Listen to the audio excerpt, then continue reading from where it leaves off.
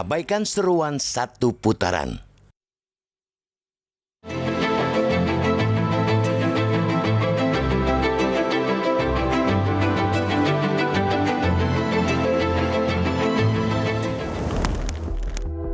Layaknya sebuah kompetisi, pelaksanaan pemilihan presiden atau pilpres memiliki aturan main agar berlangsung fair dan tidak kebablasan untuk diintervensi, termasuk untuk menentukan pemenangnya.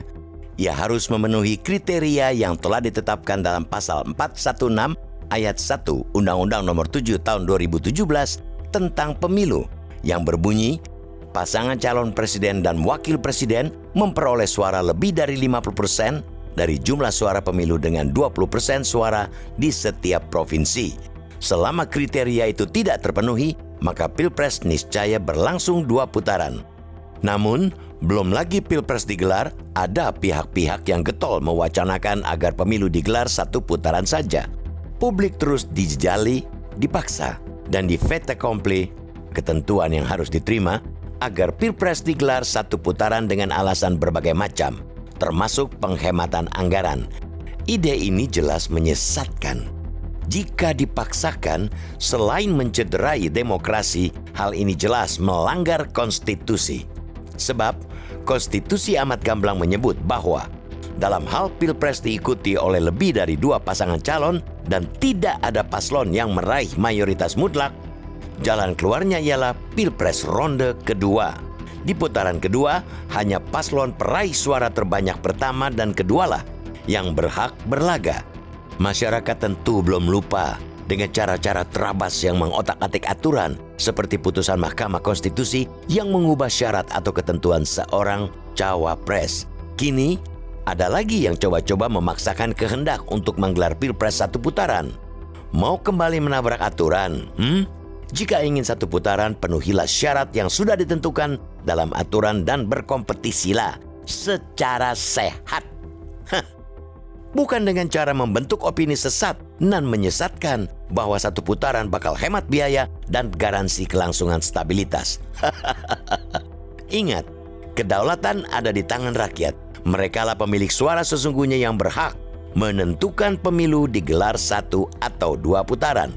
Itu akan diketahui setelah penghitungan hasil pencoblosan di bilik suara, bukan berdasarkan hasil survei-survei, apalagi yang sudah dikondisikan. Jika memang percaya diri disukai rakyat, kenapa harus takut berkompetisi secara terhormat dan bermartabat? Masyarakat juga jangan mau dikibuli dengan hasil-hasil survei yang tidak masuk akal. Amati dan cermati sepak terjang setiap kandidat. Jangan terbuai dengan angka-angka. Pastikan tiap-tiap kandidat berkompetisi secara sehat dan bermartabat. Sudah semestinya kontestasi ini berlangsung fair, diwarnai adu gagasan, bukan sekadar gimmick atau memoles hasil statistik.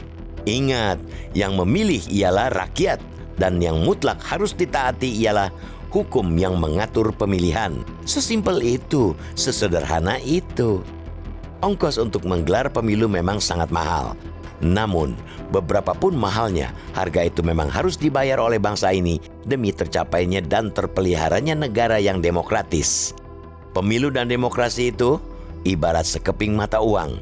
Keduanya tidak bisa dipisahkan karena melalui pemilu yang jujur, adil, bebas dan bersih itulah antara lain demokrasi ditegakkan bukan dengan cara-cara yang menabrak etika dan aturan. Masa depan bangsa ini ditentukan oleh rakyat. Merekalah yang berhak menentukan kepada siapa mandat diberikan, tentu bukan kepada pihak-pihak yang melanggar etika dan aturan hanya demi sebuah syahwat kekuasaan. Lagi pula negeri ini sudah sejak 2004 menggelar kontestasi pilpres langsung semacam ini. Sudah semestinya pilpres berlangsung semakin baik, kian bermartabat, dan tambah beradab. Bukan sebaliknya. Diliputi rasa was-was, penuh manipulasi, intimidasi, serta poles sana, poles sini.